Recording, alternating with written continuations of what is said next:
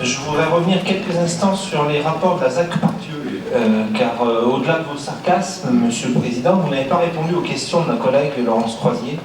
En particulier, nous n'avons toujours pas de date pour le compte-rendu des conventions de participation adoptées par la Commission permanente, et nous n'avons pas non plus de réponse sur la date d'adoption du PLUH. Revenons maintenant au rapport sur la taxe d'habitation. Les élus UDI se réjouissent de voir que les taux de la taxe d'habitation n'évolueront pas cette année. Malgré cette stabilité, les recettes fiscales augmenteront cette année de 1,9% du fait de la revalorisation des bases décidées par l'État et de la croissance physique. Monsieur Collomb, l'une des mesures phares du programme présidentiel de votre protégé est d'exonérer 80% des Français de la taxe d'habitation. Pour nous, élus UDI, cette annonce isolée est purement démagogique et électoraliste. La taxe d'habitation et la taxe foncière sont des ressources importantes pour toute collectivité. Elles ont besoin également d'être modernisées. En l'état actuel, ce sont des impôts injustes car ils reposent sur des valeurs locatives obsolètes.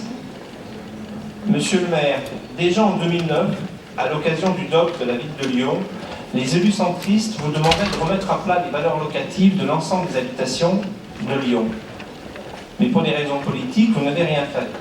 Or, seule cette solution permettrait d'améliorer l'équité de la taxe d'habitation et de la taxe foncière. Cette remise à plat doit se faire globalement à prélèvement fiscal constant et devrait donc s'accompagner d'une baisse des taux. Lors de ce quinquennat, les collectivités locales ont subi une baisse massive des dotations de l'État. Cette baisse démontre l'importance de préserver les ressources fiscales directes de cette même collectivité, voire même de les repenser, afin de garantir la maîtrise des recettes de leur budget, tout en ayant une fiscalité plus juste pour tous. N'oublions pas que les impôts locaux garantissent aux collectivités l'autonomie et la capacité d'agir pour répondre aux attentes des habitants. Pour nous, élus UDI, l'impôt local est la condition d'une décentralisation effective. De plus, c'est un lien entre les services de proximité proposés par la collectivité, l'efficacité et la rigueur de la gestion de la collectivité et le coût de ces mêmes services. À ce sujet, je reprendrai les propos de l'AMF.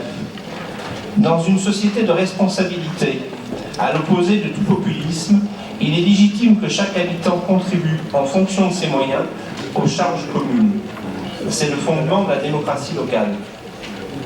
Pour finir, je tiens à rappeler vos propos de 2009, au moment de la suppression de la taxe professionnelle. Vous-même partagez cette position, puisque vous déclariez qu'avec la réduction de la part des recettes fiscales, je vous cite, il n'y aurait pas besoin d'avoir des maires, il suffirait de désigner des préfets. Mais ça, c'était avant que vous ne découvriez votre passion pour la marche. Les élus UDI voteront contre les rapports budgétaires. Je vous remercie.